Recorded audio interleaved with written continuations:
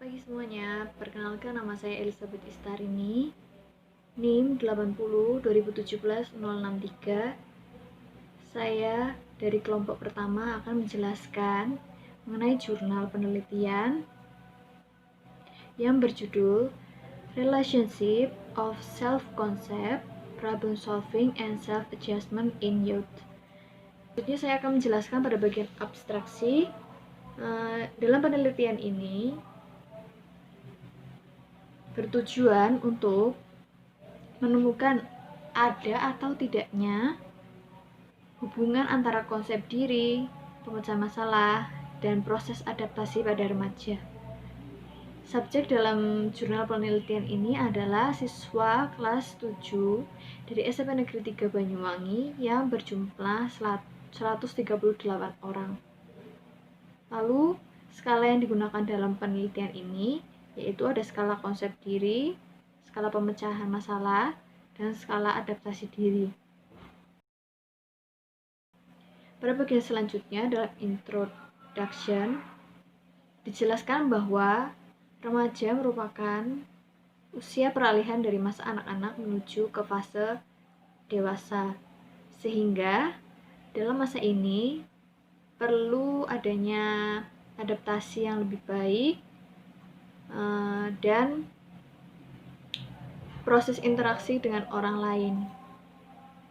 Pada masa remaja mengalami beberapa perubahan baik secara fisik, emosional, dan kognitif. Jadi, jika dalam masa remaja ini mendapatkan pengaruh eksternal yang tidak baik, itu juga akan berpengaruh pada proses interaksi dan juga adaptasinya. Dan selanjutnya akan disampaikan oleh teman saya. Oke, Oke, selanjutnya ada identitas diri. Nah, bicara tentang identitas diri pasti tidak lepas dari masa remaja.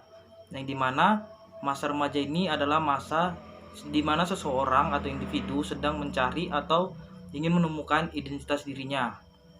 Contohnya seperti apa? Contohnya seperti pada saat kita lagi ngumpul di masa remaja dengan teman-teman kita, situ kita itu merasa kayak ingin diakui, selalu ingin didengar terus pada saat itu. Nah, dalam usia remaja ini juga kita akan mengalami perubahan yang sangat signifikan, mulai dari fisik, kognitif, juga emosi. Sebagai makhluk sosial, remaja dituntut untuk mampu berinteraksi dan beradaptasi di lingkungannya maupun di orang sekitar. Dan proses ini tidaklah mudah bagi remaja karena remaja itu sering ingin mencari terus. Siapa sih saya ini sebenarnya, begitu. Ya, selamat malam. Perkenalkan, nama saya Andes Mukti dengan NIM 80 2018 051. Ya, di sini kami presentasi tentang relationship of self-cognitive, problem solving, and self-adjustment in your. Ya, bagian saya tentang adalah self-cognitive, yaitu adalah konsep diri. Konsep adalah terjemahan dari konsep diri dan erat terkait dengan kepribadian individu. Karena konsep diri spektual yang terorganisasi dan konsisten. Nah, jadi konsep diri itu adalah cara pandang individu tentang dirinya akan membentuk suatu konsep tentang diri sendiri. Konsep tentang diri merupakan hal penting bagi kehidupan individu karena konsep diri menentukan bagaimana individu bertindak dalam berbagai situasi. Next, yang kedua itu adalah terdiri dari persepsi tentang karakteristik subjek diri atau objektif diri dan persepsi hubungan antara subjek dan objektif diri dengan yang lain orang dengan berbagai aspek kehidupan beserta nilai-nilai yang melekat pada persepsinya. Nah, jadi definisinya itu seperti ini. Jadi subjek adalah suatu yang memiliki kesadaran subjektif atau memiliki pengalaman personal atau entitas yang merupakan hubungan dengan entitas yang lainnya yang berada di luar dirinya, atau itu disebut dengan subjek atau disebut objeknya ya. Sorry. Nah, dan subjek adalah seorang yang pengamat pengamat diri tentang objek tersebut. Oke, selanjutnya itu ada definisi konsep diri. Jadi, menurut Brooks dalam Rahmat tahun 2003, konsep diri adalah pandangan serta perasaan kita tentang diri kita, baik fisik, sosial, dan psikologis, yang diperoleh melalui pengalaman kita berinteraksi dengan orang lain. Itu contohnya gimana? Jadi contohnya, kita mengalami dalam pengalaman kita itu pasti mengalami perubahan fisik yang kayak kita bergaul sama teman kita melihat teman kita itu pakai baju bagus, makeup atau apalah segala macam. Nah, jadi kita kayak meniru dia. Jadi yang sebelumnya kita tidak memakai hal-hal seperti itu, jadi kita ingin mencoba-coba. Jadi kita mengalami perubahan fisik. Sosial, seperti kayak perubahan sosial. Yang pertama, teman kita itu hanya di situ aja. Ketika kita berani keluar dan berinteraksi lagi dengan orang lain, kita akan mendapatkan pertemanan lagi. Nah, seperti itu. Selanjutnya, melalui psikologis. Contohnya itu seperti kayak semisal kita berteman, ada teman yang A, orang itu emosian, dan teman yang B, orangnya itu biasa-biasa aja. Ketika kita mencoba pengalaman baru atau berteman dengan orang lain yang ciri-cirinya sama seperti teman kita yang lama, jadi kita itu sudah bisa mengatasinya gitu loh, secara psikologisnya itu seperti apa. Selanjutnya ada konsep diri menurut Santrok 2007. Konsep diri dalam hal ini belajar adalah gagasan tentang pandangan, pikiran, perasaan, penilaian seseorang tentang dirinya sendiri secara fisik dan psikologis. Hubungan moral, kognitif, dan sosial yang terbentuk dan berkembang selama individu hidup dan berinteraksi dengan lingkungannya di sekitar. Dan selanjutnya ada 6 konsep diri menurut Harlock. Yang pertama itu ada konsep diri fisik. Jadi yang dimaksud di sini yaitu konsep yang dimiliki seseorang berkaitan dengan penampilan, kesesuaian dengan jenis kelamin, arti penting tubuh, dan perasaan gengsi di hadapan orang lain yang disebabkan oleh keadaan fisiknya. Seperti itu. Yang selanjutnya ada konsep diri psikis.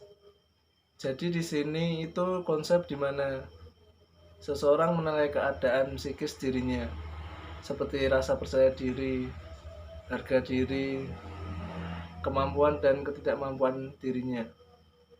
Yang ketiga ada konsep diri sosial. Yang dimaksud di sini yaitu penilaian seseorang terhadap interaksi dirinya dengan orang lain maupun lingkungannya. Contoh hubungan dengan keluarga, hubungan dengan teman.